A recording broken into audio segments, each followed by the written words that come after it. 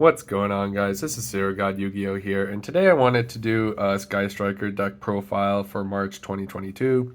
I made a couple changes to the list since my last deck profile. I've been looking at different topping lists, including Pack's recent list, especially since I kind of changed things around to a going second build. I've been having a lot of success with that at different locals and the metagame I've been playing. But yeah, so let's check it out. So yeah, pretty standard. We got 3 Ray. Still like one of the best cards in the deck. There's your engine. No changes here. We got 2 rows. I was thinking about trying out the 3. I may give that a shot later in some of my locals and see how that goes. But I think for now, I'm still willing to just give 2 a try. I still like it. I'm not cutting it down to 1 or anything. For hand traps, still playing 3 Ash. It's been doing okay. It's like I still like seeing Ash for some of the matchups, try and hit key searches and things like that, or sends. So yeah, I still like Ash. MVP though has been Nibiru. This thing has been insane against all the decks that are trying to pop off. Yeah, this thing is just bonkers, especially if you have like Veiler or Imperm. And you have to, and they put like a negate on board, and you can take out that negate and still get them before battle phase or before they try to end their turn. Yeah, Nibiru is kind of insane. Cut it down to 2 Veiler. I still like Veiler. I still like having access to it. I just don't think 3 was still optimal. I wanted room for other things in the deck. And I wanted room for things that would interact more on my turn and not just my opponents trying to negate things. One of the things I tried to make room for is I wanted to put in 2 Ghost Ogre for this format. It hits Brave Engine and it has some other niche applications, but yeah, I wanted to test this out and see how it did. Haven't gotten to play Ogre in a while. That's it for hand traps. And of course, since we're running DPE, we still got the Celestial and the Plasma. I still need to switch out the Plasma for a Dasher. I just haven't had the opportunity to pick one up. I probably should just order one. But yeah, of course, this is fine. For the spells, got the 1 engage, of course. Multi-roll is fine. It's like it's still like it's still a great card to run. Sometimes it's not something that I always search, but if I draw into it and I have other Sky Striker cards, it's always great. It's always a good resource to have, especially when you need to get like monsters off the board in order to free up your main monster zones. It's a good resource to send things off. But yeah, it's like I'm not going to cut multi-roll, but sometimes it just isn't always the optimal thing to seek out. Got the 1 Hornet drones, 1 Afterburners.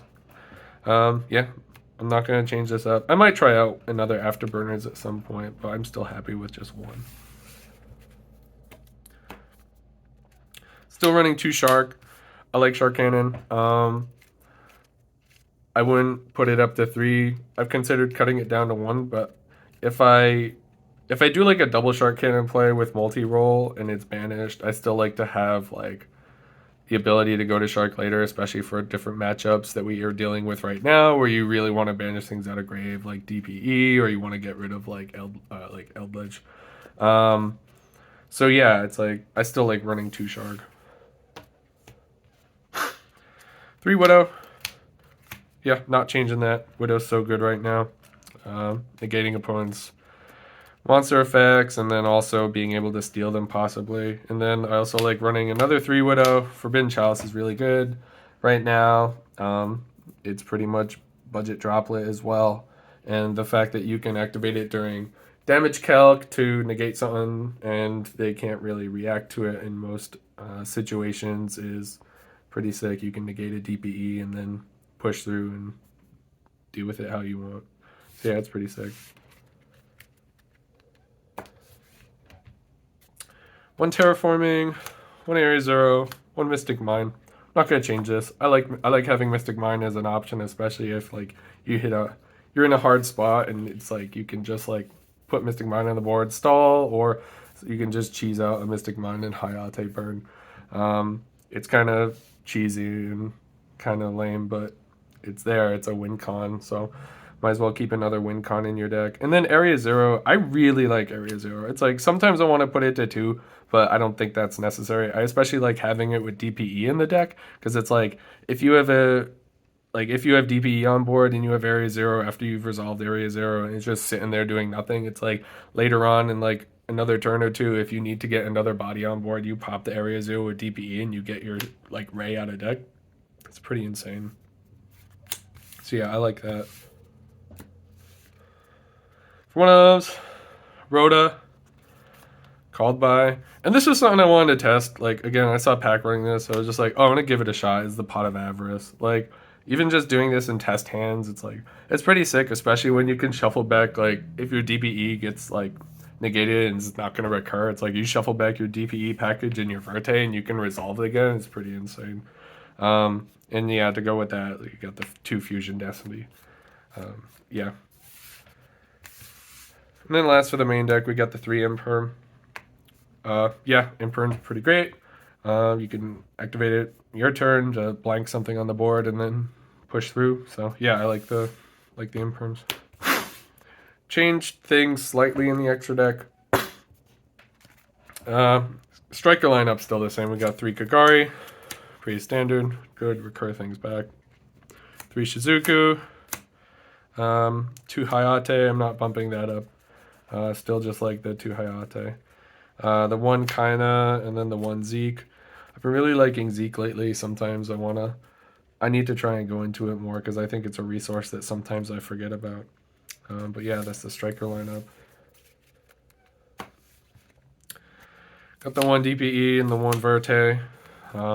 Yeah, this is what really gives this deck a boost right now, as well as every other freaking deck that's running around. So keeping that.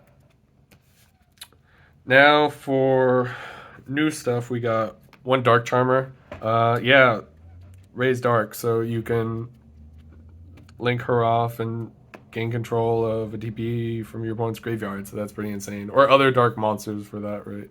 That are in graveyard. So I wanted to give this a shot. It's pretty cool.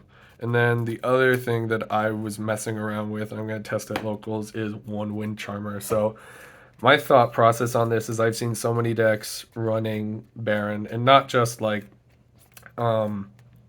Sword Soul variants, but I've seen like Dragon Link running it in other decks. So I guess like my theory is like if I can get their Baron off the board and then turn Hayate and something else into a win and recur the Baron back, it's like that's just gonna like help me grind out the game even more. It's like, yeah, it's taking up extra monster zone, but especially if it's like if I'm able to get a Baron on board and also resolve like DPE and get him on board, and I can just sit there and beat down and negate. It's just like clean up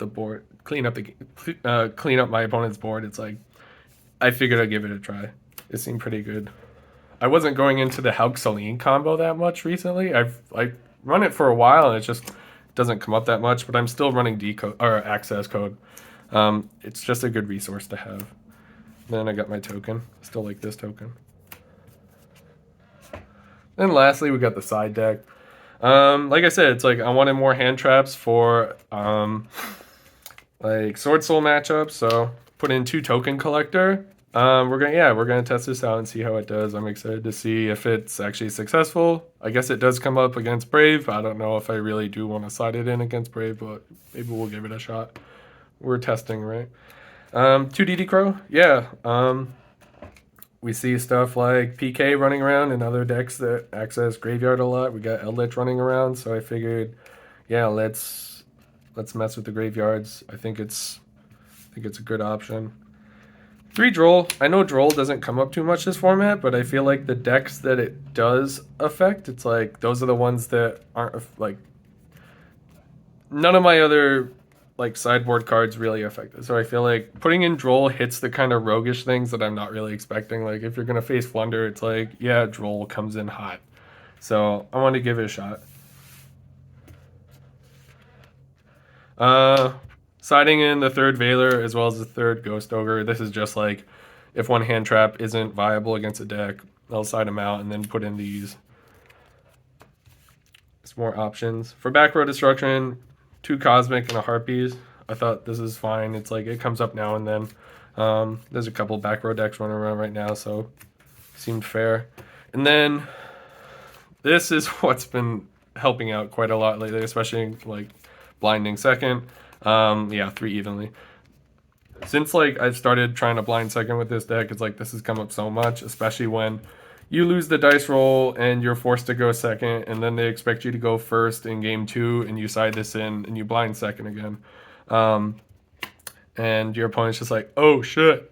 So yeah, evenly comes in hot. So I'm really liking it. I would not take that out. But yeah, so that's been my deck profile for March. I'm gonna go to locals a couple times in the next couple weeks. And I'll probably give a locals report after that and talk about how these different changes and techs worked out. But yeah, thanks guys. If you like this video, you like the deck profile, please like, subscribe, stay tuned for more. Thanks guys.